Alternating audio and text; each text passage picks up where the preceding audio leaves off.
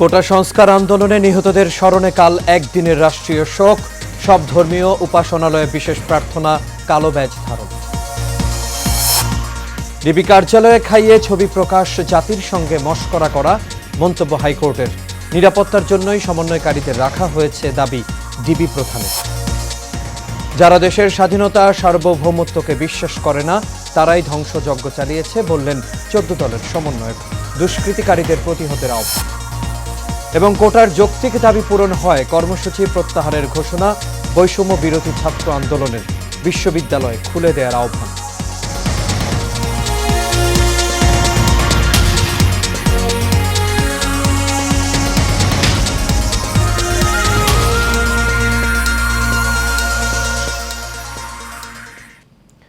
সবাইকে স্বাগত এশিয়ান নিউজে। দর্শক, পুরো সংবাদ জুড়ে আপনাদের সঙ্গে আছি আমি আনোয়ার রাজ। এতক্ষণ শুনছিলেন বিআরবি কেবল ইন্ডাস্ট্রিজ লিমিটেড সংবাদ শিরোনাম। এবার চলে যাচ্ছি পুরো খবরে। কোটা সংস্কার আন্দোলনে নিহতদের স্মরণে কাল একদিনের রাষ্ট্রীয় শোক ঘোষণা করা হয়েছে। প্রায় এক মাস পর অনুষ্ঠিত মন্ত্রিসভার বৈঠকে এই সিদ্ধান্ত নেওয়া হয়। প্রধানমন্ত্রী শেখ হাসিনার সভাপতিত্বে অনুষ্ঠিত বৈঠকে শেষে বৈঠকে ব্রিফিংয়ে মন্ত্রিপরিষদ সচিব মোহাম্মদ মাহবুব হোসেন জানান, সহিংসতা 150 জন নিহতের তথ্য দিয়েছে স্বরাষ্ট্র মন্ত্রণালয়। তাদের স্মরণে শোক পালনের অংশ হিসেবে কালো ব্যাজ ধারণ করা হবে। মসজিদে দোয়া, মন্দির, গির্জা, প্যাগোডায় প্রার্থনা করা হবে।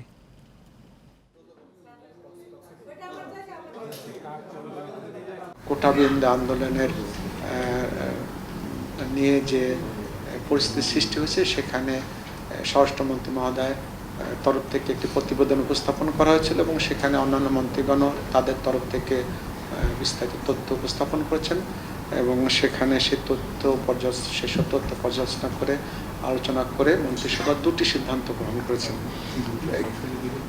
একটি হলো ওই দিনের ঘটনায় যারা নিহত হয়েছেন, ওই কোটা আন্দোলন নিয়ে যারা হতাহতের ঘটনায় যারা নিহত হয়েছেন তাদের জন্য একটি শোক প্রস্তাব গ্রহণ করেছেন। সেই শোক প্রস্তাবটা আনুষ্ঠানিকভাবে নেওয়া হয়েছে। আর দ্বিতীয় যেটা করা হয়েছে, সেটা আগামীকাল দেশব্যাপী শোক পালন করা হবে এবং সেই শোক পালন অংশ হিসাবে কালো ব্যাজ ধারণ করা হবে এবং মসজিদে দোয়া, মন্দির, গির্জা, প্যাগোডায় প্রার্থনা করা হবে। কোটা সংস্কার আন্দোলনকারীদের ওপর গুলি না চালানোর নির্দেশনা চেয়ে হাইকোর্টে দায়ের করা রিট ও একই সঙ্গে কোটা আন্দোলনের 6 জন সমন্বয়কের ডিবি হেফাজত থেকে মুক্তির নির্দেশনা চেয়ে করা আবেদনের শুনানি শেষ হয়েছে। কাল এই বিষয়ে আদেশ দেওয়া হবে। এ সময় হাইকোর্ট বলেন, কোটা সংস্কার আন্দোলনের 6 সমন্বয়ককে গোয়েন্দা পুলিশের কার্যালয়ে খাইয়ে ছবি প্রকাশ করা, জাতির সঙ্গে মশকরা করা। এর আগে আজ বিচারপতি খুরশিদ আলম সরকারের নেতৃত্বাধীন হাইকোর্ট বেঞ্চে রিট দায়ের করেন সুপ্রিম কোর্টের আইনজীবী মনজুর আল মতিন প্রীতম ও আইনুন নাহার সিদ্দিকা লিপি। রিটে মন্ত্রিপরিষদ সচিব, স্বরাষ্ট্র সচিব, পুলিশ মহাপরিদর্শক, সেনাবাহিনী প্রধান সহ সংশ্লিষ্টদের বিবাদী করা হয়েছে। এদিকে এই রিট বাতিল চেয়ে কাল আবেদন করা হবে বলে জানিয়েছেন ভারপ্রাপ্ত অ্যাটর্নি জেনারেল এস.এম. মনির। জোর করে কোটা আন্দোলন সমন্বয়কারীদের দিয়ে বিবৃতি দেয়া হয়নি বলে দাবি করেছেন তাদের পরিবার। দুপুরে সাক্ষাতের পর এই কথা জানান তারা। ডিবির অতিরিক্ত পুলিশ কমিশনার হারুনুর রশিদ জানান, নিরাপত্তার জন্যই সমন্বয়কারীদের নিরাপদে রাখা হয়েছে। দ্রুতই তাদের পরিবারের জিম্মায় দেয়া হবে। বিস্তারিত রকিব মানিকের রিপোর্টে। ডিবি হেফাজতে থাকা কোটা আন্দোলনের 6 সমন্বয়কারীর সঙ্গে দুপুরে দেখা করেছেন তাদের পরিবার। সাক্ষাতের পর স্বজনরা দাবি করেন তারা ভালো আছে, এমনকি জোর করে কোনো বিবৃতি আদায় করা হয়নি। ওরা সুষ্ঠু স্বাভাবিক আছে, ওদের তেমন কোনো ই করা হয়নি। ভালো, আমি দেখলাম ভালো, ভালোই আছে, কোনো প্রেশার হয় নাই, স্বেচ্ছায় খুব ভালো আছে। ওনারা সবই সরকার মানে নিচ্ছে, যার জন্য ওনারা সজ্ঞানে ওনারা সব উদ্যোগ করছে। ডিবি প্রধান হারুনুর রশিদ বলেন, সমন্বয়কারীদের উপর হামলা হতে পারে, তাই তাদের হেফাজতে নেওয়া হয়েছে। জোর করে বিবৃতি নেওয়া হয়েছে বলে যে প্রচার হয়েছে, এটা গুজব। ডিবি একটি আস্থার জায়গা, সেখানে কাউকে জোর করে সেখানে রাখা হয় না, কারো উপর অন্যায় অত্যাচার করা হয় না, জোর করে কোনো বিবৃতি নেওয়া হয় না।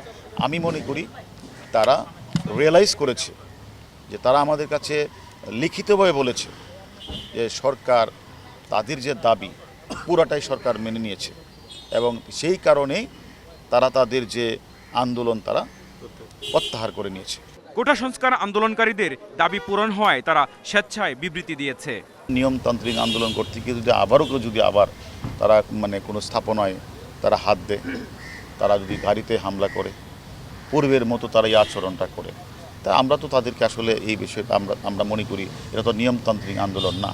নতুন করে যদি কেউ শান্তি শৃঙ্খলা নষ্ট করতে চায় তাহলে তাদের আইনের আওতায় আনা হবে। পুলিশ তো তাদেরকে ছাড় দিবে না।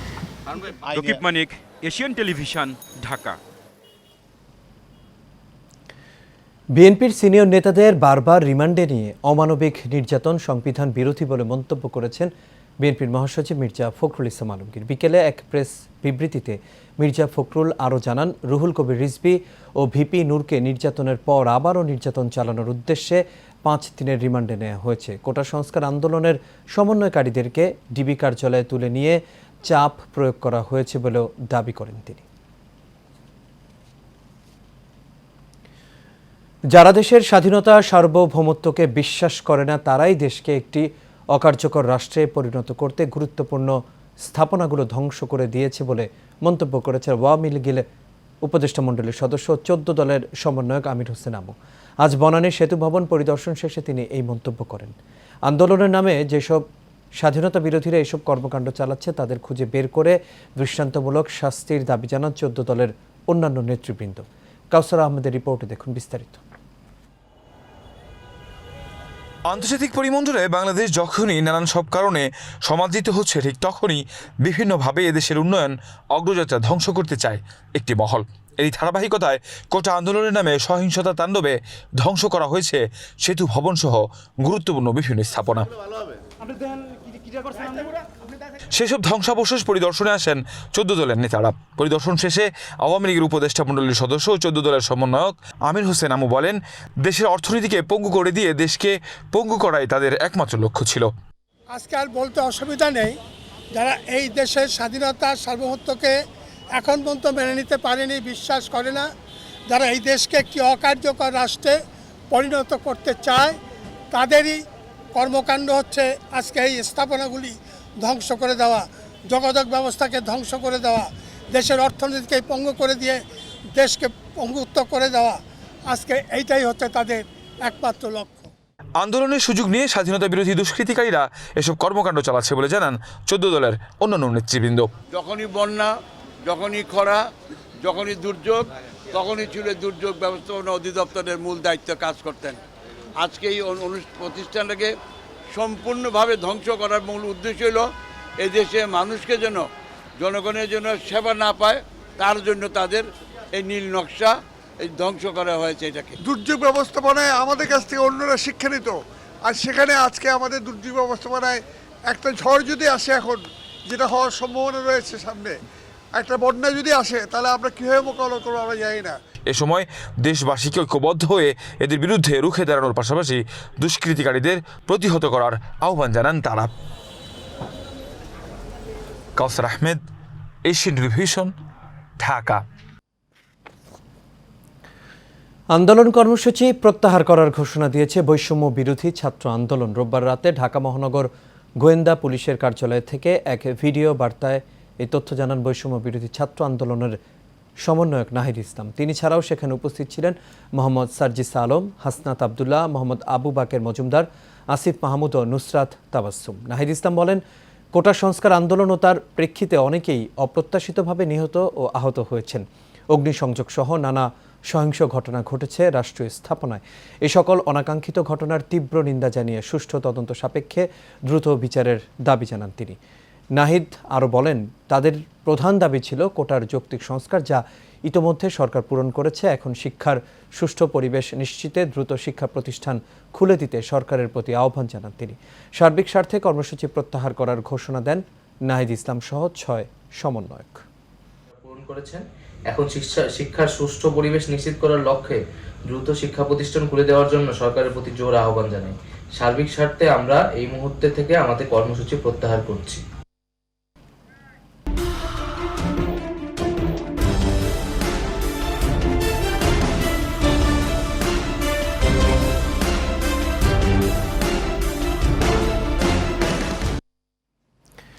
বগুড়ার শিবগঞ্জে পৌর এলাকায় চলাচলের একমাত্র সড়কের বেহাল দশায় ভোগান্তিতে চালক ও যাত্রীরা। স্থানীয়দের অভিযোগ, 2 বছরে রাস্তার সংস্কার কাজ শেষ না হওয়ায় প্রায়ই ঘটছে ছোট বড় দুর্ঘটনা। ভোগান্তি কমাতে দ্রুত সড়ক সংস্কারের দাবি স্থানীয়দের। যদিও সড়ক ও জনপথ বিভাগের কর্মকর্তারা বলছেন দ্রুতই শেষ করা হবে এর সংস্কার কাজ। বগুড়া থেকে সাজু মিয়ার তথ্য ছবিতে বিস্তারিত জানাচ্ছেন আরবি ইসলাম হিমু। বগুড়ার শিবগঞ্জের পৌরসভা সিএনজি স্ট্যান্ড থেকে চিকাদহ শ্মশান পর্যন্ত সড়ক ও জনপথ বিভাগের প্রায় 4 কিলোমিটার রাস্তার বেহাল দশা। ফলে ভোগান্তি নিয়েই চলাচল করতে হয় চালক ও যাত্রীদের। স্থানীয়দের অভিযোগ, 2 বছর আগে সড়ক সংস্কারের উদ্যোগ নেওয়া হলেও এখনো শেষ হয়নি এর কাজ। ফলে খানাখন্দ ও ভাঙা সড়ক দিয়েই চলাচল করতে হয় তাদের। দুঃখ হোয়াঙ্গ নদী, আর আমাদের শিবগঞ্জের দুঃখ হচ্ছে হাসপাতালের সামনে থেকে আমাদের থানা মোড় পর্যন্ত যে রাস্তাটি রয়েছে, এই রাস্তাটির কার্যত কোনো অভিভাবক আছে কিনা আমাদের জানা নেই। তবে দয়া করে এই রাস্তাটা সংস্কার করার জন্য বিশেষভাবে অনুরোধ করা হচ্ছে। একটা ডেলিভারি রুগী যদি এই রাস্তা দিয়ে একটা অটো কিংবা একটা ভ্যানে যায়, তাহলে সে রুগীটা আর হাসপাতাল পর্যন্ত পৌঁছা লাগবে না। আল্লাহর রহমত সে রাস্তার ভিতরে হয় তার মৃত্যু হবে, না হলে যে কোনো একটা দুর্ঘটনা ঘটবে। পেছনদারে গায়ে ঝাঁকি টাকি অসুবিধা হয়, সেরকম রাস্তা তো চলাফেরা কত কঠিন হয়ে যাচ্ছে। এমন বাস্তবতায় দ্রুত সড়ক সংস্কারের আশ্বাস সড়ক ও জনপথ বিভাগের। আমরা প্রায় 1/2 কিলোমিটারের মতো আমরা ওই ভিজিট করে দিয়েছি। আমরা এবছরে আমরা ফেজ বাই ফেজ আমরা একটু ওই যে শহর অংশ যতটুকু আছে আর মোটামুটি হয়তো ওই 400 মিটারের মতো জায়গা বাকি আছে, সেটা আমরা ভিজিট পেমেন্ট করে দেবো আর কি। চলাচলে দুর্ভোগ লাঘবে দ্রুত সড়ক সংস্কারে কর্তৃপক্ষ উদ্যোগ নেবে, এমনটাই প্রত্যাশা স্থানীয়দের। আরবি ইসলাম হিমু, এশিয়ান টেলিভিশন। ভারত থেকে আমদানি বাড়ায় হিলি বন্দরের পাইকারি বাজারে কমতে শুরু করেছে পেঁয়াজের দাম। 2 দিন আগেও বন্দর এলাকায় প্রতি কেজি পেঁয়াজ 85 থেকে 88 টাকায় বিক্রি হলেও এখন ভারতীয় পেঁয়াজ 5 থেকে 7 টাকা কমে 80 থেকে 82 টাকায় বিক্রি হচ্ছে। এছাড়া ভারত থেকে নিয়মিত আসছে পেঁয়াজবাহী ট্রাক। চলমান এই পরিস্থিতিতে পাইকারদের আনাগোনা বেশ কম, যে কারণে কমতে শুরু করেছে পেঁয়াজের দাম। গত 1 সপ্তাহে পেঁয়াজের আমদানি হয়েছে 3800 ton.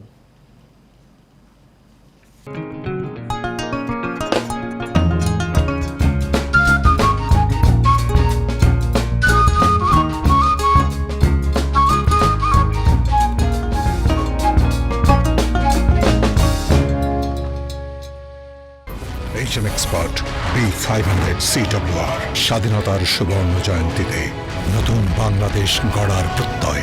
HM steel B500 CWR।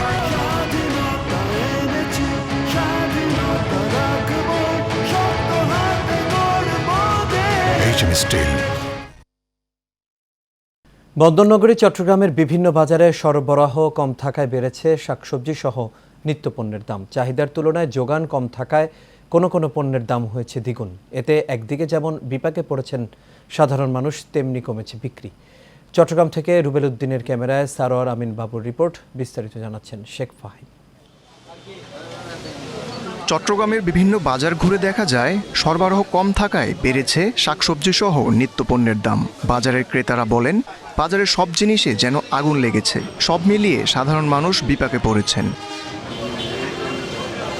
বিভিন্ন বাজারের বিক্রেতারা বলছেন, ট্রান্সপোর্টের কারণে বাজারে সবজির সরবরাহ কম থাকায় দাম বেশি। এখন বর্তমান 70 টাকার নিচে, 60 টাকার নিচে কোনো সবজি নেই। 100-100-র উপরে পর্যন্ত। কাঁকরোল 100 টাকা, টমেটো 200 টাকা।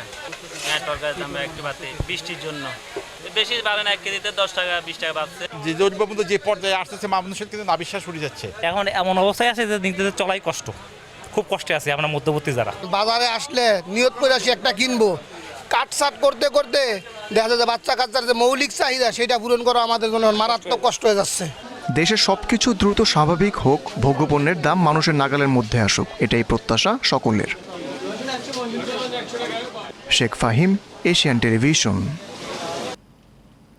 আর এরই সাথে শেষ করবে এশিয়ান নিউজ। তবে যাবার আগে বিআরবি কেবল ইন্ডাস্ট্রিজ লিমিটেড সংবাদ শিরোনামগুলো দেখে নেব দর্শক আরও একবার। কোটা সংস্কার আন্দোলনে নিহতদের স্মরণে কাল একদিনের রাষ্ট্রীয় শোক। সব ধর্মীয় উপাসনালয়ে বিশেষ প্রার্থনা, কালো ব্যাজ ধারণ। ডিবি কার্যালয়ে খাইয়ে ছবি প্রকাশ, জাতির সঙ্গে মশকরা করা, মন্তব্য হাইকোর্টের। নিরাপত্তার জন্যই সমন্বয়কারীদের রাখা হয়েছে দাবি ডিবি প্রধান। যারা দেশের স্বাধীনতা সার্বভৌমত্বকে বিশ্বাস করে না তারাই ধ্বংসযজ্ঞ চালিয়েছে বললেন 14 দলের সমন্বয়ক। দুষ্কৃতিকারীদের প্রতিহতের আহ্বান। এবং কোটার যৌক্তিক দাবি পূরণ হয়, কর্মসূচি প্রত্যাহারের ঘোষণা। বৈষম্য বিরোধী ছাত্র আন্দোলনে বিশ্ববিদ্যালয় খুলে দেওয়ার আহ্বান।